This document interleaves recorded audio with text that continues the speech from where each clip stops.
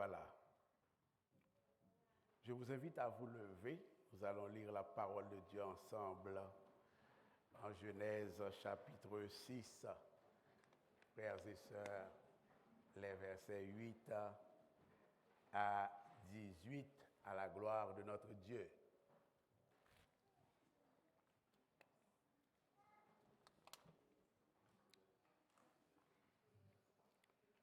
Genèse chapitre 6, versets 8 à 18, à la gloire du puissant de Jacob, à la gloire de l'ancien des jours, frères et sœurs.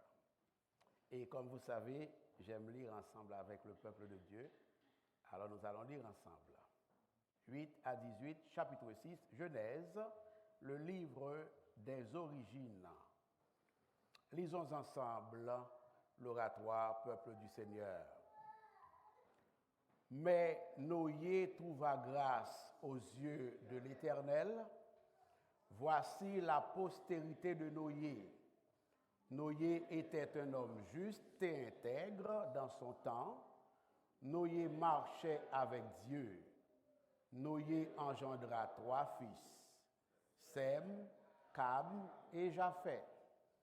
La terre était corrompue devant Dieu, la terre était pleine de violence.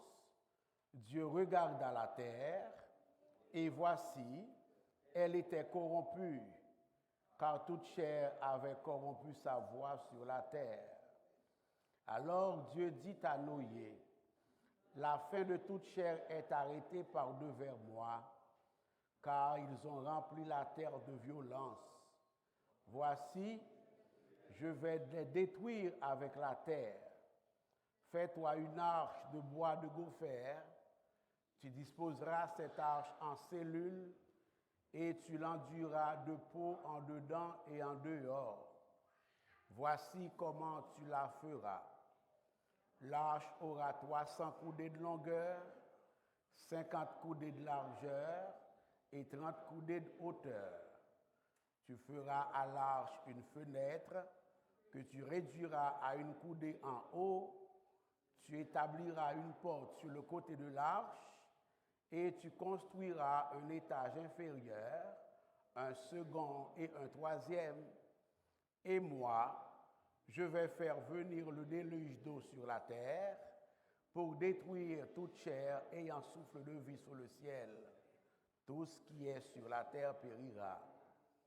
Mais j'établis mon alliance avec toi. Tu entreras dans l'arche, toi et tes fils, ta femme et les fils de tes fils avec toi. Dès le Seigneur dans son amour parfait et incommensurable, frères et sœurs, bénir et sanctifier la lecture de sa douce et agréable parole pour la plus parfaite construction commune de nos âmes. Veuillez vous rasseoir, frères et sœurs.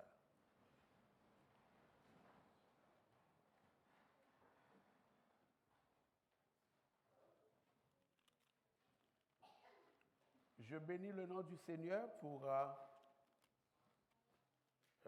l'intervention salvatrice qu'il a faite pour notre bien-aimée sœur Annie, qui a eu cet accident, ce qu'elle a expliqué, qui était très, très dangereux. Nous comprenons, comme la servante du Seigneur l'a dit, que l'ange de l'Éternel était là et il l'a arraché à ce danger-là. Que le nom du Seigneur soit béni. Bon courage, Annie. Sois béni. Une alliance qui changea le cours de l'histoire.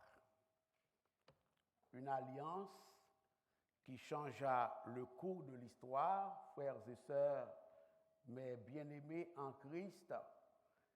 Voilà le titre de la prédication de circonstances que le Seigneur, dans sa grâce, a jugé bon de nous envoyer, tandis que nous célébrons sa fidélité à travers ce dernier culte de l'année 2024.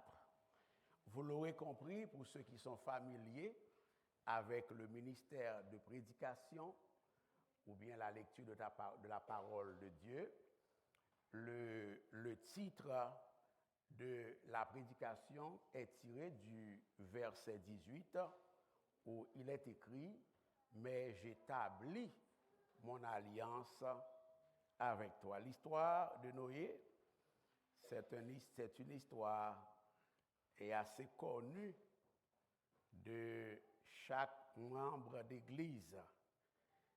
Depuis que nous étions tout petits à l'école des enfants, on a eu la grâce d'avoir été exposés à différentes histoires bibliques, dont celle de Noé, qui est localisée en Genèse chapitre 6 à 9, frères et sœurs. Mais qu'à cela ne tienne, c'est de ce passage que le Seigneur, dans sa grâce, veut nous entretenir ce soir pour notre bénédiction, notre transformation, frères et sœurs. L'Éternel Dieu avertit son serviteur Noé qu'il va juger l'humanité par une catastrophe mondiale, une catastrophe naturelle sans précédent dans l'histoire de l'humanité, en l'occurrence un déluge. Selon Genèse chapitre 6, le verset 5, l'Éternel Dieu prit cette décision d'exterminer la race humaine de la face de la terre parce que l'Éternel vit que la méchanceté des hommes était grande sur la terre et que les pensées de leur cœur se portaient chaque jour uniquement vers le mal. Partout dans le monde d'alors, le monde du temps de Noé donc, la corruption, la méchanceté, l'iniquité, le mal, le péché gangrénaient chaque idée, chaque projet, chaque action de l'être humain, frères et sœurs. Vous vous rappelez sans doute, en Genèse chapitre 1er, le verset 31, à la création, Dieu vit que tout ce qu'il avait fait était très bon. C'était son appréciation sur son œuvre qu'est la création, frères et sœurs. C'était son verdict, c'était son évaluation. Et pourtant, en Genèse 6 à 9, frères et sœurs, devant l'accélération de l'iniquité, de la méchanceté de l'homme après la chute, frères et sœurs, Dieu voit le mal partout dans le cœur de l'homme et Dieu voit les effets dévastateurs de la méchanceté, du péché sur le comportement humain, frères et sœurs. Cependant, en dépit de ce contexte de juste jugement de Dieu, la Bible, la parole de Dieu nous montre que Dieu se plaît à sauver. Dieu se plaît à sauver un homme par grâce en la personne de son serviteur Noé. Nous venons de lire en Genèse 8 et 9, il est écrit, Noé trouva grâce aux yeux de l'Éternel, frères et sœurs. Ainsi, pour sauver Noé et sa famille, Dieu demande à Noé de construire une arche, un bateau un navire pour que Noé puisse se réfugier afin de survivre au grand déluge dont Dieu s'est résolu à frapper l'humanité pécheresse en guise de châtiment, frères et sœurs. Genèse chapitre 6, le verset 14 et les versets 18 à 19. Fais-toi une arche, nous l'avons lu ensemble.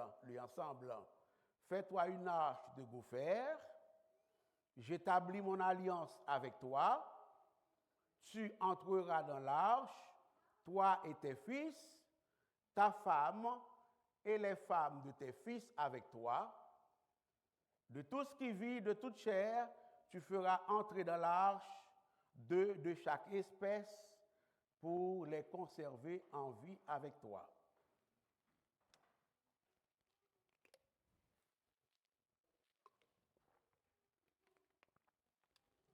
Puis au terme de la construction du navire, Dieu y fit entrer Noé et sa famille.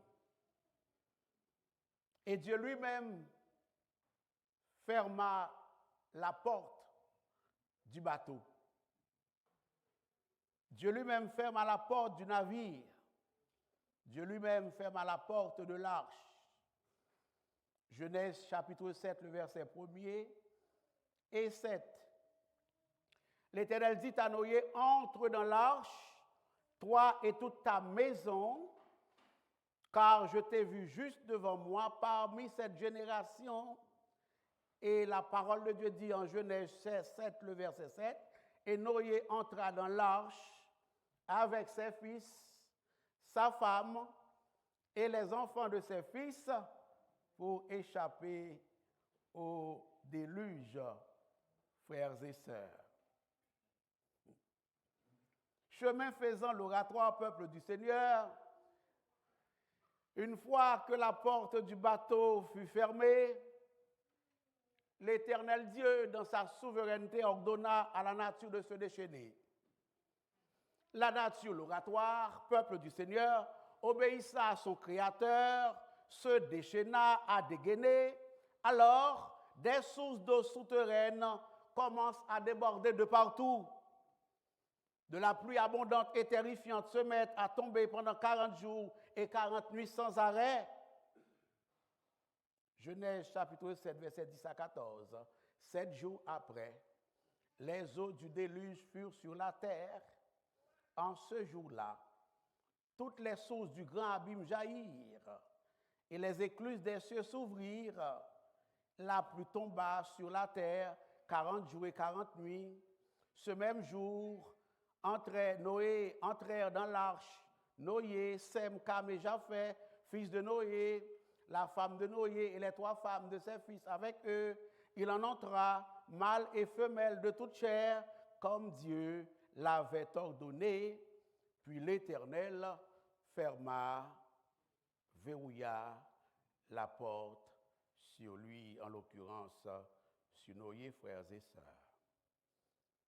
S'ensuit l'oratoire, une crue mortelle pour toute créature terrestre qui n'était pas entrée dans le navire que Noé avait construit. Les eaux s'installèrent sur le monde 110 jours après la cessation de la pluie. La crue durera au total 150 jours et recouvrera tout, y compris les sommets des plus hautes montagnes de la région d'Arafat, l'endroit même où le navire de Noé allait s'échouer 5 mois après le déluge. Genèse chapitre 7, verset 17 à 20, il est écrit, le déluge fut 40 jours sur la terre, les eaux crurent et soulevèrent l'arche. Ah, gloire à Dieu. Ces mêmes eaux qui vont engloutir l'humanité ont soulevé l'arche. On est là? Et elle s'éleva au-dessus de la terre. Les eaux grossirent et s'accrurent beaucoup sur la terre. Et l'arche flotta sur la surface des eaux.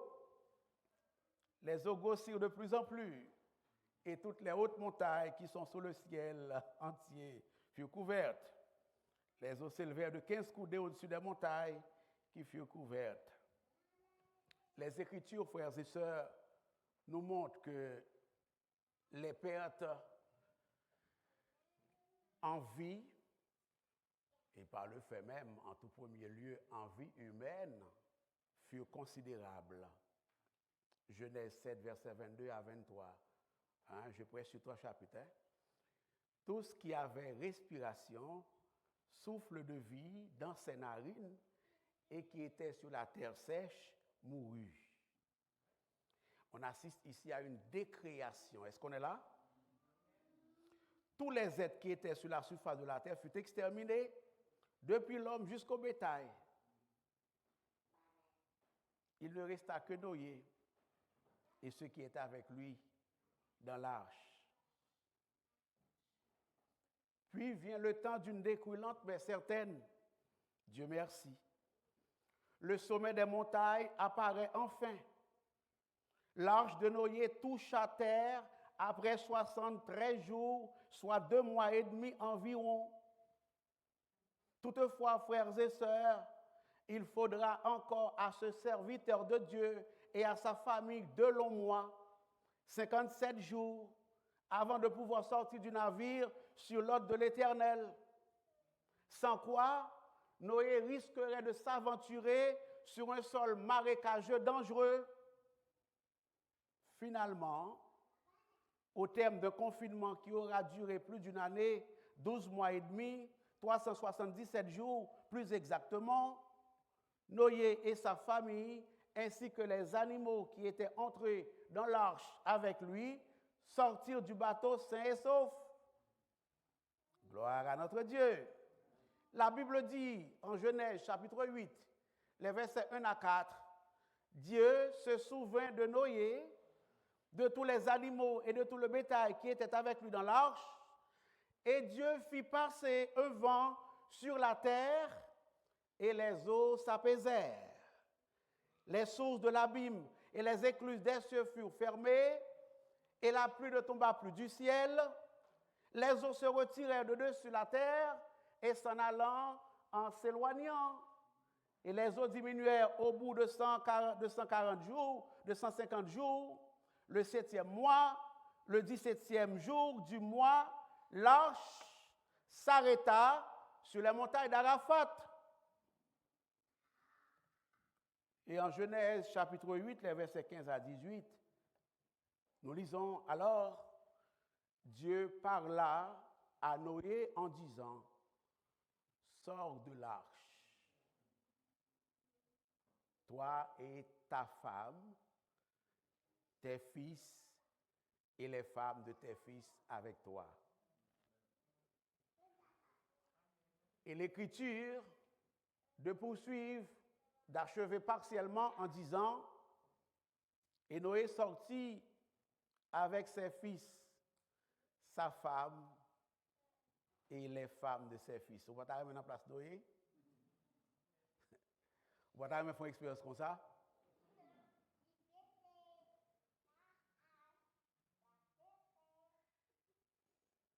Je dis, il faut honnête avec vous.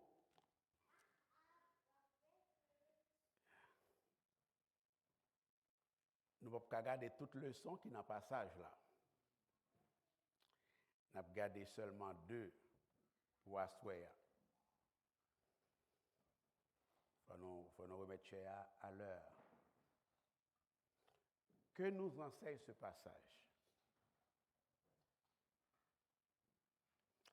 Ce passage nous enseigne d'abord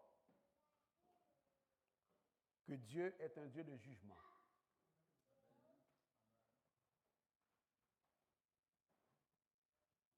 Moi, mon trop, moi, respecte trop, pour ne pas prêcher tout ça dans la Bible. Est-ce que là? Toi, Raymond, toi, respecte, il faut me prêcher tout ça dans la Bible. Ce passage nous enseigne que Dieu est un Dieu de jugement. Le monde, et malheureusement, certains milieux évangéliques n'aiment pas parler du jugement de Dieu. Et ils n'aiment pas en entendre parler. le Saint-Esprit est désolé parce que le jugement fait partie du message évangélique. Vous l'avez pas vu?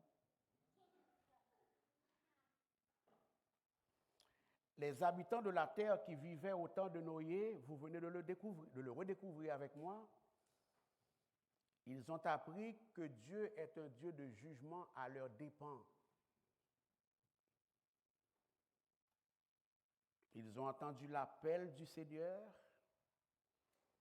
un appel répété à se détourner de leur propre voie, de leur suffisance, de leur autosuffisance, pour emprunter la voie de Dieu et s'attacher à Dieu pour le salut. Ils ont méprisé cet appel-là.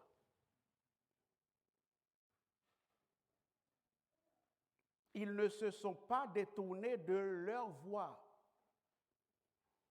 Ils se sont rebellés contre Dieu. Ils n'ont point écouté la voix du Seigneur. Et alors, Dieu les jugea. Certains péchés exigent une sanction immédiate, tandis que d'autres demandent un jugement différé. Mais à la fin de la journée, Dieu juge. Et Dieu juge souverainement, frères et sœurs. J'exterminerai de la face de la terre l'homme que j'ai créé. La sentence est sans appel. Et c'est bien dommage. Ainsi en sera-t-il l'oratoire, peuple du Seigneur, au jour du jugement dernier, quand les incrédules seront jugés pour leur iniquité, pour leur désobéissance, pour leur péché, cette fois, non pas par l'eau, mais par le feu. 2 Pierre chapitre 3, le verset 7. Par la même parole, dit Saint Pierre, les cieux et la terre d'à présent sont gardés, tenez-vous bien, les cieux et la terre d'à présent sont gardés et réservés pour le feu, pour le jugement, le jour du jugement et de la ruine des impies. L'apôtre Jean eut une révélation de la part du Seigneur ressuscité sur l'île de Patmos. Et parmi les composantes de la révélation que Jean a eue, il y a le jugement dernier. Et Saint Jean, de la part du Saint-Esprit de Dieu, se met à décrire le tribunal où siégera tout le décor, le décor du tribunal où siégera le juste juge, Jésus de Nazareth, au jour du jugement. Il dit ceci, Apocalypse 20, versets 12 à 15. « Et je vis les morts, les grands et les petits. » En d'autres termes, personne n'échappera à ce jugement qui se tenait devant le trône. J'en dis, des livres furent ouverts, et un autre livre fut ouvert, celui qui est le livre de vie. J'en dis qu'il voit en songe, en vision, en révélation, et les morts furent jugés selon leurs œuvres, c'est-à-dire selon ça qu'on fait, d'après ce qui était écrit dans ces livres. Les livres qui ouverts, ces livres côté tout ça les hommes ont fait, bon Dieu écrit. Et le texte de dire, la mer rendit les morts qui étaient en elle, la mort et le séjour des morts rendit les morts qui étaient en eux, et chacun fut jugé selon ses œuvres. Verset 14, et la mort et le séjour des morts furent jetés dans les temps de feu. C'est la seconde mort, les temps de feu. Et Jean de conclure partiellement son témoignage, son reportage. en disant « Quiconque ne fut pas trouvé écrit dans le livre de vie fut jeté dans les temps de feu. » La deuxième chose que ce passage nous apprend, l'oratoire « Peuple du Seigneur », c'est que Dieu est un Dieu de grâce. Ah, m'entendez plus amen cette fois-ci. Vous avez raison. Dieu fait grâce et il fait grâce pendant même qu'il juge. Pas une bonne nouvelle? À remarquer, frères et sœurs, que cette histoire se termine sur une note d'espoir, une note révélatrice de la grâce de Dieu. Quand l'Écriture dit au chapitre 6, verset 8, « Mais », on dit le mec qui tue, ça c'est le mec qui fait vivre. C'est le mec qui vivifie. Mais, Noé trouva grâce aux yeux de l'Éternel. Et pourquoi, pasteur, Noé trouva-t-il grâce aux yeux de l'Éternel? Est-ce que c'est parce qu'il était un homme intègre? Parce qu'il marchait droit devant Dieu? Est-ce que c'est parce qu'il était un homme juste? Je ne crois pas. Au contraire, il était intègre, il était juste, il marchait droit devant Dieu parce qu'il avait trouvé grâce aux yeux de Dieu. Est-ce qu'on est là? C'est grâce-là qui fait le marcher droit devant l'Éternel. Est-ce que l'Église est là? Et alors, pasteur, ou entravé, ou a dit pour qui ça Noé trouver grâce. Si ce n'est pas parce qu'il t'a fait bonnes œuvres, parce que son homme droit, il s'était démarqué de son temps, il ne participait pas au désordre spirituel de son temps, alors, pourquoi a-t-il trouvé grâce?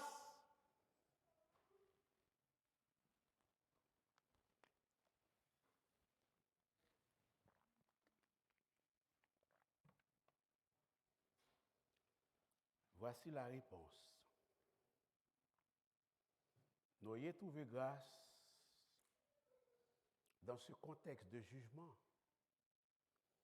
parce que Dieu avait fait une alliance avec Noé. On est là? Voilà pourquoi votre serviteur intitule le message de circonstance une alliance qui changea le cours de l'histoire.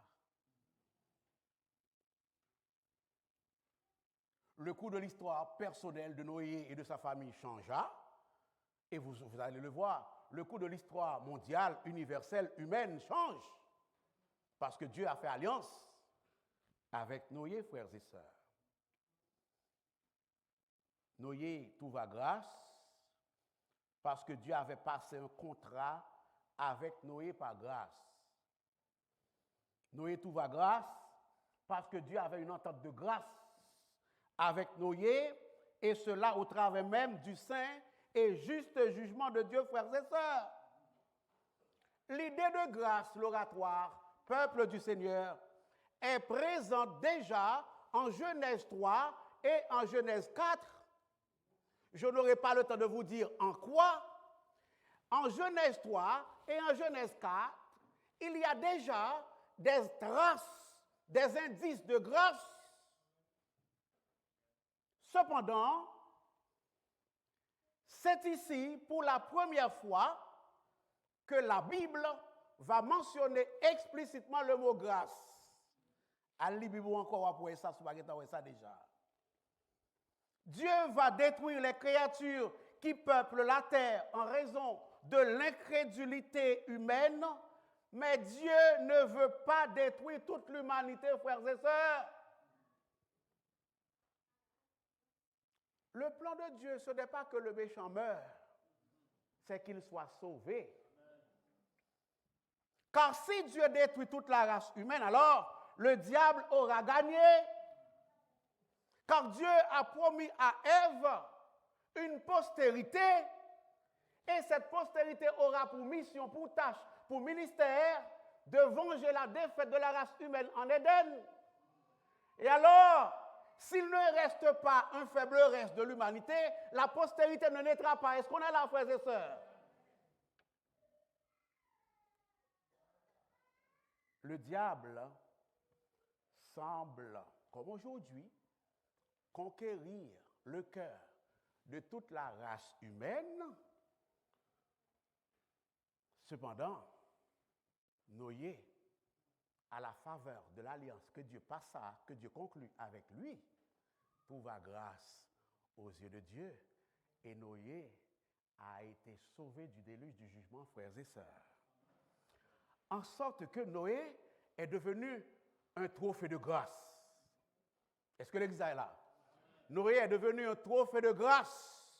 Dans ce combat qu'a livré l'ennemi à Dieu en Éden, Noé est un échantillon de la victoire du divin sur le malin, sur le diable. Est-ce qu'on est là, frères et sœurs? En sorte que là où le péché a abondé, la grâce elle-même a surabondé. Est-ce qu'on est là, frères et sœurs? Mais j'établis mon alliance avec toi. Mais j'établis mon alliance avec toi. Mais j'établis mon alliance avec toi, frères et sœurs. Vous manquez bien. Ce n'est pas l'alliance de Noé. C'est mon alliance, dit Dieu. J'établis mon alliance avec toi. Ce n'est pas l'alliance de Noé avec Dieu, mais l'alliance de Dieu avec Noé. Est-ce qu'on est là, frères et sœurs? Dieu, par là, dit à Noé, donne à Noé l'assurance, la certitude qu'une relation spéciale, une relation particulière existe entre lui et Noé, frères et sœurs. Ainsi, au terme de cette alliance, au terme de cette entente, au terme de cet arrangement spécial, au terme de cette relation spéciale, frères et sœurs, que Dieu a avec Noé, Noé est dorénavant au bénéfice de la protection sûre du Dieu bienveillant, frères et sœurs, et cela même au travers du jugement.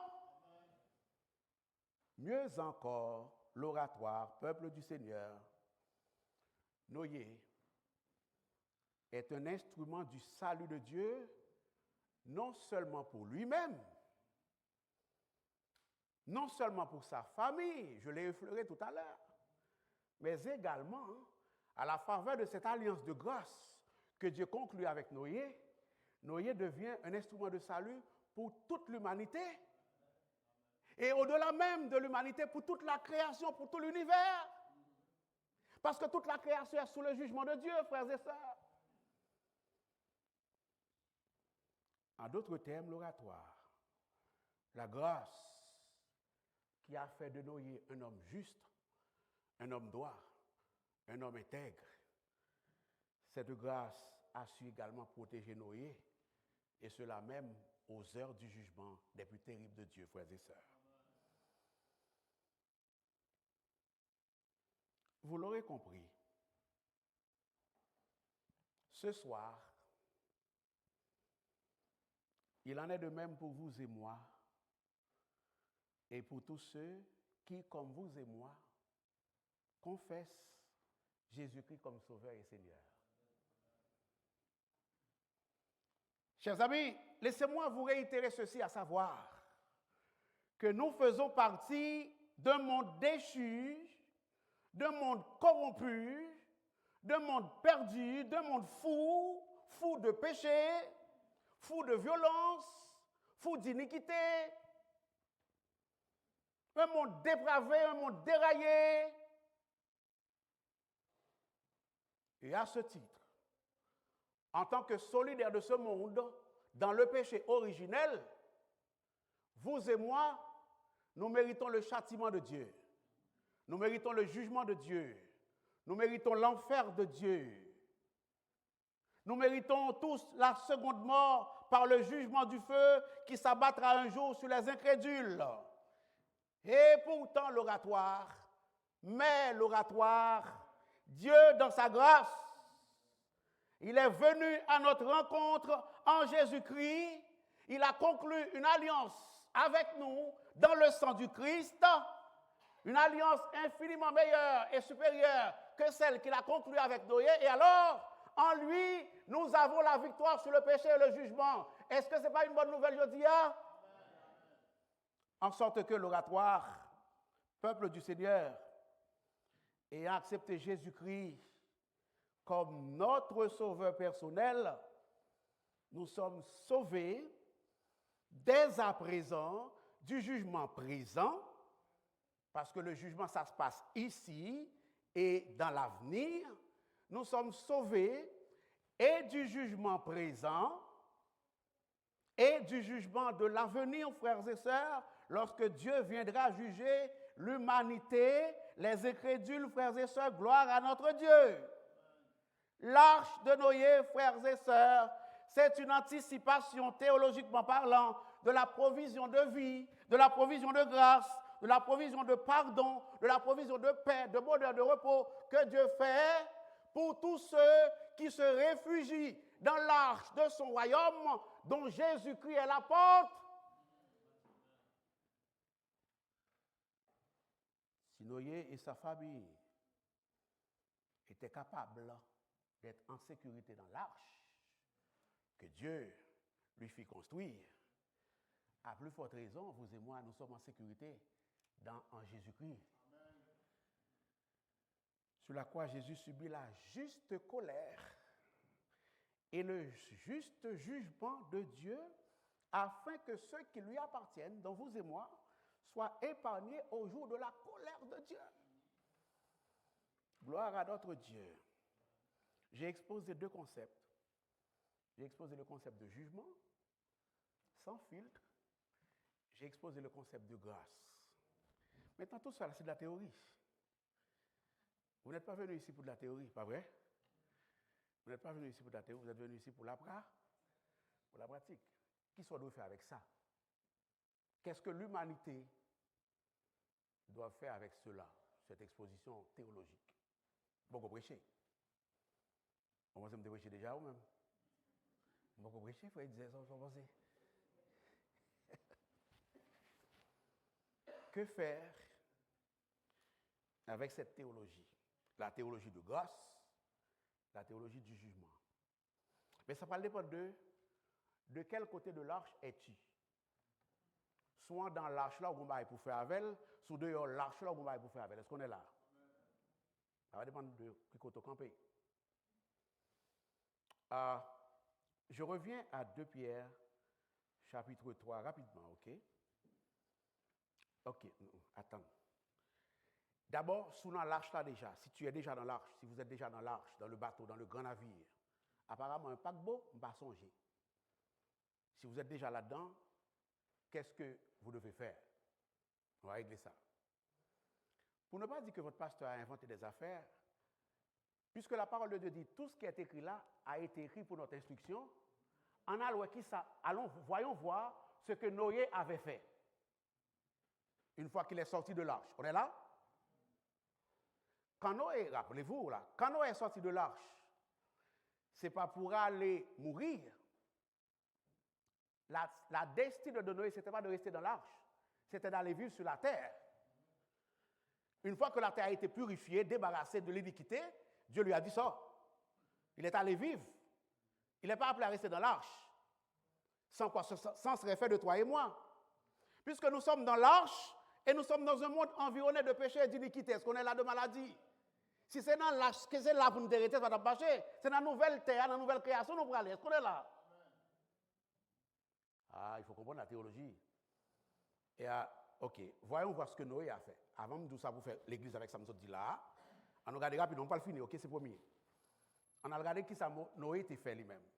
C'est à partir de ça Noé était fait, c'est à partir de ce que Noé a fait que vous et moi nous pouvons savoir ce que nous devons faire de cette vérité-là. Ça va l'église?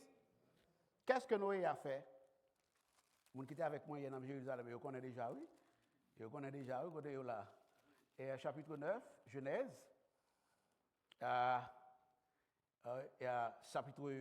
Chapitre 8. Alors, Dieu parla à Noé en disant, sors de l'arche, ça c'est réglé déjà, toi et ta femme, tes fils et les femmes de tes fils, avec toi. Ok, ça c'est réglé, verset 15 à 16, chapitre 8. Et verset 18 maintenant, l'Écriture dit, et Noé sortit avec ses fils, sa femme et les femmes de ses fils, ça aussi c'est réglé. Verset 20, voici la réaction juste, équilibrée, adéquate, biblique, spirituel de Noé. Verset 20. Noé bâtit un hôtel à l'éternel. Noé dit, m'bot quoi? T'entends nous dit tout à l'heure, oui. M'boko louo assez, m'boko adoro assez. Mais c'est ce que Noé a résolu. Noé dit, m'boko louo ça. C'est là où passe avec le Seigneur, on va commencer à adorer qu'on est là. Est-ce qu'on est là? Noé bâtit un hôtel à l'Éternel. Il prit de toutes les bêtes pures. Il est en mode action de grâce. Vous voyez ça là? Il est en mode adoration. Il est en mode service. Il est en mode consécrat. Il connaît quand elle sortit. Il connaît pas plus bon que le monde qui sauve, qui mourit dans le déluge là. Il connaît lui-même, il sait que lui aussi devait passer. Et n'étant pas passé, il se met à adorer son Seigneur. J'imagine beaucoup plus qu'il le faisait auparavant. Est-ce qu'on est là, l'oratoire? Noé bâtit un hôtel à l'Éternel. Il prit de toutes les bêtes pures, pas n'importe quelle adoration, pas n'importe quel service, pas n'importe quelle action de grâce. Non, pas des bêtes pures. Ça va l'église? Et de tous les oiseaux purs. Il offrit des holocaustes sur l'eau. Ok. Ah, au cas pour moi là, s'ouvre là, on va faire une petite cause, ok? S'ouvre le cas pour moi, le cas du pasteur, ça va dire moyen non là, parce que moi dans le Nouveau Testament, je ne vais pas holocauste. Et pasteur dit, Romain, voici l'équivalent de ce que Noé a fait là. Voici l'équivalent de ce que Noé a fait là. Romains chapitre 12, vous connaissez ça par cœur. Paul finit parler de la doctrine du salut en Jésus-Christ, depuis chapitre 1er jusqu'au chapitre 11. Et dans la deuxième partie pratique de l'épître aux Romains, il parle du peuple là. Premier bagage, il parle du peuple là. Peut-être salut ça, que nous sommes décrits pour que mon Dieu baoua, mais ça doit faire en réponse. Et dans les termes dont Paul va s'exprimer, c'est Holocauste qui va parler, mais dans le Nouveau Testament. Est-ce que l'Église est là? M'attendez où? Romains 12, verset 1er. Je vous exhorte donc, frères, par les compassions de Dieu, à offrir, mais Holocauste pour là ou même, à offrir vos corps comme un sacrifice vivant, saint, agréable à Dieu, ce qui sera de votre part un culte raisonnable. C'est-à-dire une action de grâce raisonnable, un service raisonnable, une consécration raisonnable, une adoration raisonnable. Mais ça doit faire, pour même qui convertit déjà, pour même qui est déjà dans l'arche là. Ça va? Et pour ceux qui ne sont pas encore dans l'arche, je résume. Ceux qui sont dans l'arche doivent apprendre à répondre à la grâce par la grâce, ou alors par l'action de grâce. Ça va? Je répète. Ceux qui ont obtenu grâce doivent répondre par l'action de... Pas oublier, c'est là, mais avant. Maintenant, et ça pourquoi dans l'arche là? Parce que pendant Noé en dedans, pendant que Noé est à l'intérieur de l'arche avec sa famille, les animaux ont sauvé et puis les gens ont mouru en raison de leur incrédulité. Avant, ils étaient submergés. Avant qu'ils aient été submergés, ils regardaient Noé, avant que Dieu ferme la porte, ils regardaient Noé et Noé les regardait à l'extérieur, de l'intérieur. Ils regardaient Noé de l'extérieur de l'arche et Noé les regardait de l'intérieur de l'arche. Aujourd'hui, c'est la même chose. Il y en a qui regardent le monde du royaume de Dieu étant, et le monde nous regarde de l'extérieur étant dans le royaume de Dieu. Est-ce qu'on est là, frères et sœurs?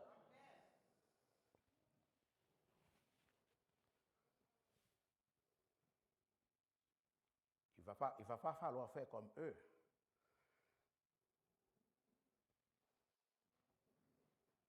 Noé écouta la voix du Seigneur. Ce qu'il faut faire, s'il y en a une personne ou deux, ou toi, Dieu le sait, qui n'a pas encore Jésus-Christ comme sauveur, pour entrer dans l'arche là, vous avez besoin de repentir. Vous devez me parler de jugement à là, je ne vais pas dire mon Dieu pour le craser, je ne vais pas dire mon Dieu pour le touiller, je ne vais pas dire mon Dieu pour le faire mal. Je ne sais pas de cette façon, de toute façon, vous me connaissez. Ce que j'ai à vous dire, de préférence, c'est que vous devez vous repentir. Parce que si jamais vous t'as mouru, qu'on y est là, ou dans 50 ans, dans 20 ans, dans 200 ans, sans pas repentir, sans être arrivé avec Noé, les gens qui t'a vécu dans le temps Noé, c'est lui qui arriver au jour du jugement dernier. Ça, au même qu'a dit ça. On est là? C'est lui qui arriver. Et ce jugement sera beaucoup plus terrible, parce que lui sera irréversible. Avez-vous remarqué que le jugement du temps de Noé est réversible? Puisque là, on m'a parlé, ou là, on va regarder, on va des mots. Donc, ce jugement est en quelque sorte réversible. Il y avait un petit reste de l'humanité qu'il a fallu conserver. Mais au jour du grand jugement, Dieu n'aura pas besoin de conserver de petits restes. Ce sera terminé. Est-ce que le disait là? Ils ont survécu, Noé et sa famille, au déluge. J'aimerais que vous notiez que lorsque le déluge arriva, c'est Dieu lui-même qui verrouilla de ses propres mains la porte de l'arche. Je vous ai dit dimanche dernier, le diable est dans les détails, mais c'est Dieu qui est dans les détails ici, ça va? C'est pareil anodin, mais ça gagne plus l'importance. Dieu signifie par là que le temps de la repentance était terminé. Ça va? Dieu signifie par là que les jours des incrédules, les incrédules n'avaient plus aucune chance d'entrer dans l'arche. C'est ça que ça veut dire. Quand c'est Dieu lui-même qui ferme à la porte, il établit sa souveraineté sur la porte de l'arche. Dieu voulait montrer que le temps de grâce, le temps de repentance était fini, frères et sœurs. Il en sera ainsi pour me répéter au jour du jugement. Une fois que ce jour arriva, il n'y aura plus aucune possibilité de salut, de repentance, de grâce et de vie éternelle. Mais grâce soit rendue à Dieu. À l'heure où je vous parle, la porte de l'arche de la délivrance, la porte de l'arche du pardon, la porte de l'arche de la vie éternelle, la porte de l'arche de la justification, la porte de l'arche du salut est encore ouverte. Elle n'est pas encore fermée, cette porte-là. C'est encore le temps de la grâce. C'est encore le temps du salut. C'est encore le temps de la repentance. C'est encore le temps de la vie éternelle. C'est encore le temps du pardon. C'est encore le temps du relèvement du pécheur.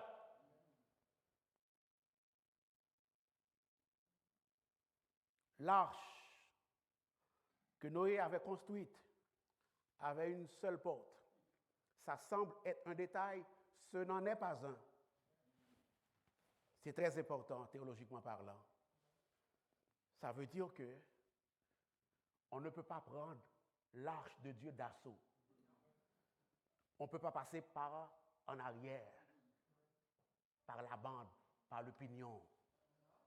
Il faut absolument passer par une seule et unique porte. Je vous ai dit tout à l'heure que cette porte est Jésus de Nazareth lui-même. Il a dit explicitement dans sa parole, je suis la porte. Celui qui entre par moi sera sauvé. Voulez-vous être sauvé ce soir pour ceux qui ne sont pas encore sauvés? C'est encore le temps d'être sauvé, d'obtenir grâce. Parce que Dieu a un contrat de grâce avec l'humanité. Dieu a un contrat de salut, de délivrance avec l'humanité, cette fois non en Noé, mais dans le sang de Jésus de Nazareth. Dès qu'on accepte l'œuvre de Jésus, on a la vie éternelle. Ça va l'Église? Si vous voulez en savoir plus, je suis à votre disposition. Soyez bénis.